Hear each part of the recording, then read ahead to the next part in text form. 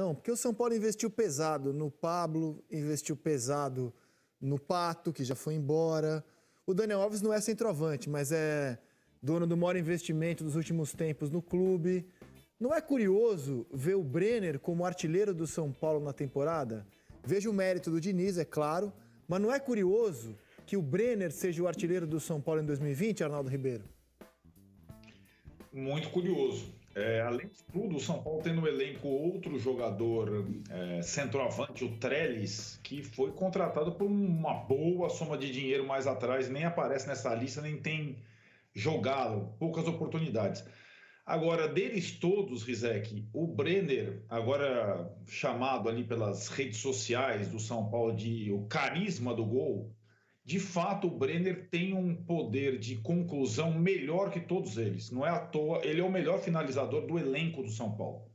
E acho que com um pouco de confiança, sequência, ele conseguiu ter essa confirmação com mais minutos jogados, com um entrosamento maior com os demais jogadores. Esse tipo de gol, os gols da Copa do Brasil, esses dois que ele marcou contra o Fortaleza, são de jogador que conhece o caminho do gol, que não enrola para finalizar, que tem facilidade em bater na bola. Ele tem muita técnica também. É um jogador, curiosamente, franzino, né? Mas ele tem compensado essa situação com um posicionamento. Tem uma boa leitura de linha do impedimento, e essa aí, ó, esse gol da partida de ida da Copa do Brasil em Fortaleza mostra um pouco isso. Esse já é o gol do acréscimo do 3-3. Ele vem marcando quase sempre com frieza. O jogador tem frieza na hora de concluir e é o melhor finalizador do time. Hoje é um titular indiscutível. E, Rizek, essa classificação do São Paulo tem o aspecto financeiro, tem o aspecto do duelo contra o Rogério Ceni, tem o aspecto do título inédito da Copa do Brasil e só faz agora o São Paulo pensar nas outras competições, vendo os adversários atuarem na Copa do Brasil, né? O São Paulo só vai saber contra quem jogará nas quartas de final da Copa do Brasil, dia 5 de novembro. Até lá tem a Sul-Americana e eu tive a informação agora, era uma dúvida, uma suspeita, que o São Paulo iria preservar alguns jogadores na partida da Argentina contra o Lanús, que é um adversário muito difícil, mas ali eu acho que o Fernando Diniz está um pouco com a cabeça do Pedrinho, quando o Pedrinho falou na questão do revezamento de jogadores no Flamengo do Domenech. Deve levar todo mundo porque ninguém está no limite da lesão, segundo o Departamento Médico do São Paulo. Lembrando que o São Paulo jogou no domingo à noite no Brasil, joga a quarta na Sul-Americana na Argentina e domingo tem o Flamengo pelo Brasileiro na sua volta ao Brasileiro. São 3 competições ao mesmo tempo. São Paulo é o quarto colocado, aliás, perdeu a posição no G4, mas ele tem 3 jogos a menos e ele é o líder por pontos perdidos do Campeonato Brasileiro. Me parece curiosa essa decisão de poupar na Argentina. Será que o São Paulo tá... O São Paulo quer brigar com o Flamengo, então? Não, curioso, não sabia, fui pego de surpresa aqui, me parece curiosa essa informação. Não vai poupar. Ah, não vai poupar. Eu imaginava que pouparia passando pela Copa do Brasil pelo menos 2 ou 3 jogadores da viagem. Devem viajar todos e é possível que o Fernando Diniz até repita a equipe que iniciou o jogo com o Fortaleza, que teve um bom desempenho, sobretudo no primeiro tempo, exatamente a mesma formação. E aí, Rizek, é Brenner e mais 10. Ninguém trata o São Paulo como candidato ao título, mas ele é líder. Ninguém trata assim, eu não vejo nos programas, né? Mas ele é líder por pontos perdidos, Pedrinho. Existe uma discussão enorme sobre a ideia de jogo do São Paulo. Já há algum tempo aqui eu já falo que eu vi alguns comportamentos do Diniz um pouco diferentes do que é a essência dele. E no jogo contra o Fortaleza foi isso, né, André? Até nas próprias mexidas a gente já vê que são mexidas muito mais cautelosas do que agressivas, como é o do Fernando Diniz, que sempre buscou o gol incessantemente. Ele faz 2-0, com o Fortaleza no primeiro tempo praticamente entregue, e no segundo tempo o comportamento muda, que não é característica do time do Diniz. Com relação ao Brenner, eu acho que ele entrega um pouquinho, não só na qualidade do gol, obviamente que ele está brincando de fazer gol, mas até no critério que era uma exposição da defesa lá atrás por ter uma pressão, quando perde a bola, ruim. Eu acho que o Brenner, por ser jovem, por ser dinâmico, ele te entrega mais isso também. Perde a bola, ele consegue pressionar um pouco mais. Em termos de finalização, eu acho que ele é um grande finalizador. 2 ou 3 gols ali eu percebo que não é pelo bom posicionamento, é sorte também, o cara está no lugar certo na hora certa. Mas ele, para fazer o gol, ele tem uma atitude de um atacante inato, assim.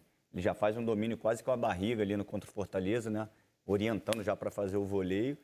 Eu acho que a questão de São Paulo é essa. O Fernando Diniz hoje ele abre mão um pouquinho, eu vejo ele abrindo mão um pouquinho em algumas ideias que ele tem. Se adaptando ao elenco, talvez? Também, mas eu acho que se adaptando à questão de você precisar ter o resultado. É como isso. De repente, o planejamento dele era até poupar para a viagem contra o Lanús, mas pela necessidade do próprio emprego, ele tem que estar sempre no limite.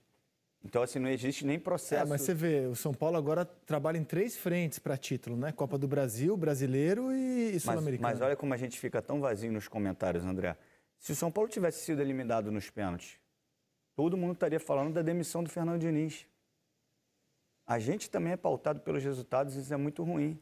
A gente até parou de falar na sequência desse negócio de demissão, não, parou. Por um pênalti.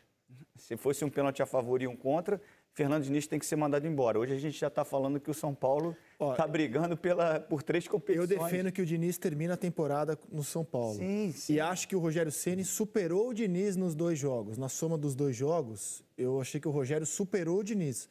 O São Paulo superou o Fortaleza nos pênaltis. Mas nos 180 minutos, eu vi o Fortaleza superando o São Paulo, na minha De modo opinião. geral, no primeiro tempo do segundo jogo, o São Paulo foi melhor. Verdade, foi melhor. Mas pelo time que o São Paulo tem, inclusive, se você lembrar do que foram os 2 jogos... Investimento. Eu acho que o Fortaleza trabalhou melhor. O São Paulo passou nos pênaltis. Mas ainda assim, acho que o São Paulo tem que terminar essa temporada. E está vivo em 3 competições. E Ana Thaís Matos, em 2013, o Brenner pousou para essa foto com o ídolo dele, ó. Você já viu essa imagem, Ana? Ah, que bonitinho. Não, nunca tinha visto, não. E agora é a solução do Diniz no São Paulo. E assim, o mérito do Diniz é que assim, ele não contratou para esse time do São Paulo, ele não reclama do elenco, ao contrário de outros técnicos, né? Ele não reclama e está buscando soluções dentro daquilo que ele tem. E eu acho que o Brenner é um belo exemplo disso. E ainda tem que administrar o Daniel Alves, né? Que também faz parte da gestão do trabalho dos técnicos no Brasil, quando tem um jogador do peso e da responsabilidade do Daniel Alves. Agora, eu só chamo a atenção porque o trabalho do Diniz, né, nos últimos meses, fica sempre marcado, ele tem que sempre ter uma marca.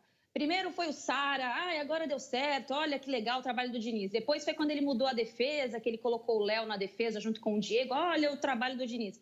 Agora é a questão do Brenner, né? Pô, finalmente o atacante, que é muito melhor que os outros.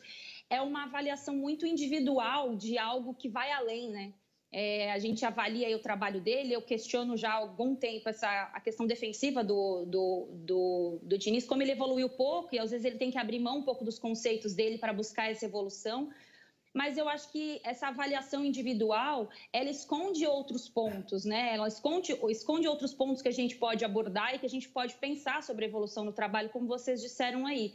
O que foram as escolhas dele quando o time estava vencendo o Fortaleza no domingo, como foi o comportamento da equipe. O São Paulo termina a cobrança de pênaltis ali com os jogadores extremamente exauridos, não só pelo cansaço físico, mas toda aquela cobrança de ter saído na frente, tomado empate e aquela cobrança enorme de pênaltis. Então, eu só tenho um pouquinho de cautela nessas avaliações individuais, porque elas escondem muitas coisas e elas evitam que a gente toque, às vezes, no verdadeiro problema e aí fica tudo bem, né? Como disse o Pedrinho, passou nos pênaltis, então tá tranquilo. O Brenner agora a bola da vez para salvar o trabalho do Fernando. Ok. E, Rizek, só uma curiosidade, a fotinho... foi o Rogério Ceni quem lançou o Brenner no profissional do São Paulo naquele curto período como técnico do São Paulo, numa partida contra o Atlético Paranaense na Arena da Baixada. Pela fama do Brenner de fazedor de gols, ele nem era do Sub-20, ele era do Sub-17. Então, lá atrás, o Rogério Ceni lançou o Brenner. E depois, os 2 técnicos têm a ver com o Brenner, né? Porque o Diniz, essa foto aí, depois, mais para frente, o Rogério já técnico do São Paulo, lançou o Brenner no time profissional.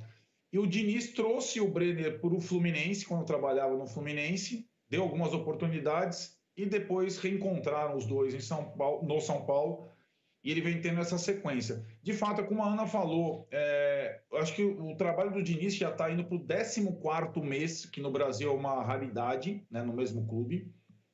Ele está marcado por alguns momentos, alguns jogadores, e é uma permanente, digamos, busca de um time, de um modelo ideal.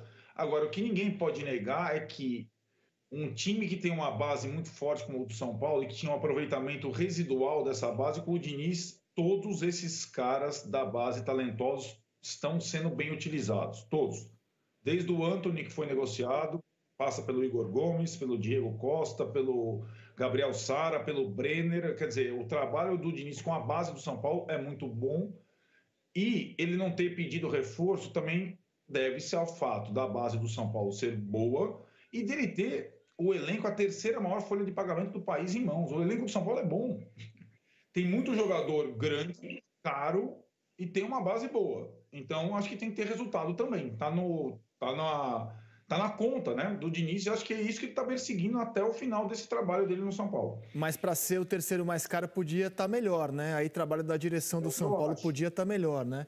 E desses jogadores da base que ele usa, é bom destacar que vários já tinham estreado antes dele. O Gabriel Sara estreou em 2017.